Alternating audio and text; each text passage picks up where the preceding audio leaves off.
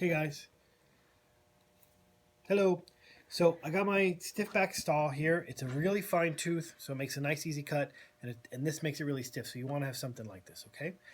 And so when we're cutting here, one of the things to know is you're going to be like kind of cutting by eye, and you want to have your saw straight up and down. There is a tendency to go like this and go like this when you're cutting. Everybody does it.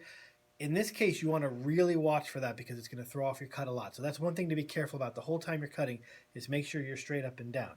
You are going to angle this way and that way, but that's not the same as this and that. Okay? Sound good? Okay, so the first cut we're going to make over here, and Sarah's going to show you right here, she's going to zoom in, is I'm going to cut this almost in line with the end of the stem. So just a straight kind of cut.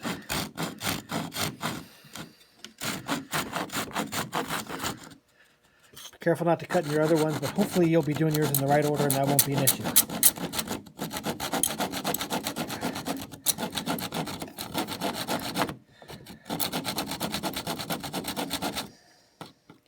Almost there.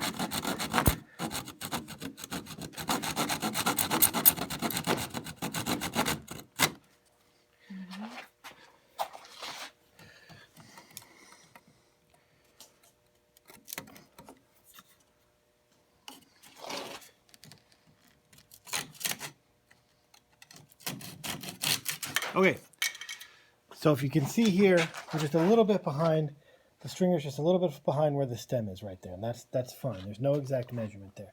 Okay, so now, if Sarah, you can come over here and come down from the top.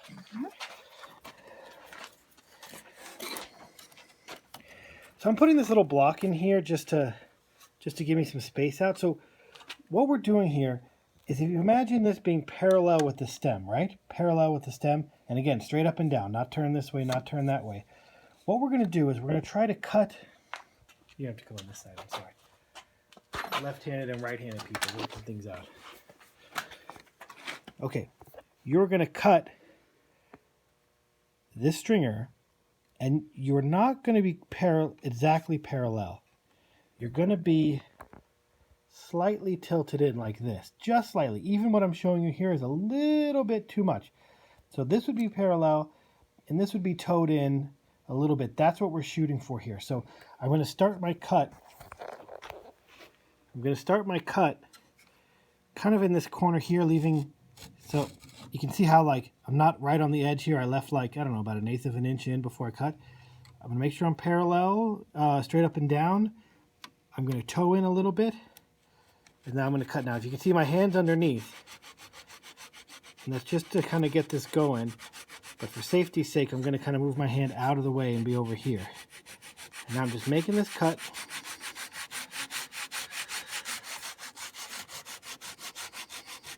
I'm paying a lot of attention to make sure I'm straight up and down and not changing my toe-in angle. I'm trying to keep that the same.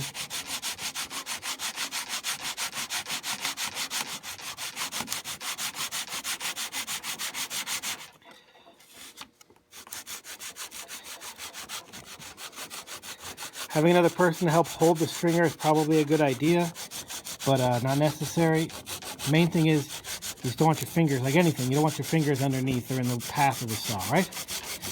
Here I go, I'm cutting. There. Now, can you see that there? Now when this comes in, it should now, if I didn't toe it too much, it should lie nice and flat. Look, I did toe it too much, you see? The front is touching, but the back is not, right? It's just barely wrong. So I need to take a little bit off the front. So one way I can do that actually is to actually take the saw and do the saw in between and just kind of remove material until it all lays flat. And that's what I'm going to work on here. Is I'm just going to kind of saw in between here. Just keep removing a little material off the front. Oh, we're getting pretty close. See how I'm kind of just sawing a little bit of that gap between the front. There. I like that. That looks pretty good. So now, we switch places again here. Sarah's going to come to the front. So now, going to make sure I'm here on my line. This is where the drill comes in. Can you come right from the front, Sarah? And like just right, yeah, okay. So I'm going to pre-drill into my stem a little bit here. And now, this is where the screw, I put the washer on the screw here. Just adds a little more surface area to the head of the screw and spreads the pressure of the screw out. This is such a thin piece of wood. You really, really, really want to avoid anything that might crack it here. And so, and the thing to say here, and this is really important, this is not a permanent screw. The only reason this screw is here is eventually, when you put epoxy or glue or whatever you use, this screw is going to act like your clamp. The screw is going to be what holds the stringer to the boat while that epoxy, glue, whatever, dries, right? And then once that's all dry, you're going to take it out. And so I'm doing this by hand instead of with a drill. It's a little tedious because I want to be able to control the pressure.